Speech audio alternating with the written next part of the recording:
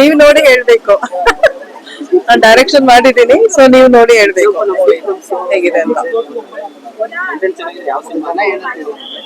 ಚೆನ್ನಾಗಿ ಇಷ್ಟ ಆಗಿದೆ, ಯಾಕಂದ್ರೆ ಫ್ಯಾಮಿಲಿ ಸ್ಟೋರಿ ಅಲ್ವಾ, ತುಂಬಾ ಆಕ್ಷನ್ ಇಲ್ದಿದ್ರೆ it was very pleasant and ಸುಮಾರು ಜನ ಬಂದು ಅಪ್ರಿಶಿಯೇಟ್ ಮಾಡ್ತಾ ಇದ್ರು.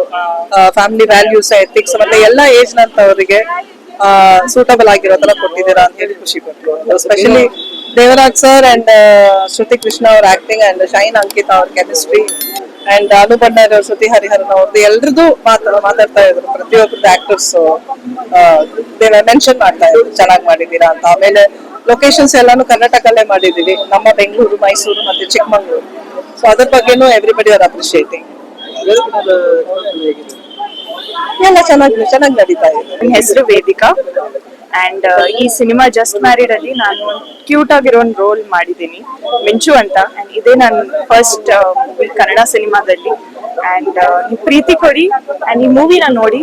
ಒಂದ್ ಮೆಸೇಜ್ ಇದೆ, ನಾವು ಲೈಫಲ್ಲಿ ತುಂಬಾ ತಪ್ಪು ಮಾಡ್ತೀವಿ, ಬಟ್ ಆ ತಪ್ಪನ್ನು ಸರಿ ಹೇಗೆ ಮಾಡೋದು ನೀವು ಮೂವಿ ನೋಡ್ಬಿಟ್ಟು ಕಳ್ಕೊಳ್ತೀರಾ. I think response is really good because ಎಲ್ಲ ಏಜ್ ಗ್ರೂಪ್ ಅವರು ಬಂದಿದ್ದಾರೆ. From small kids to teenagers to old age, everyone will relate to this. Thank you.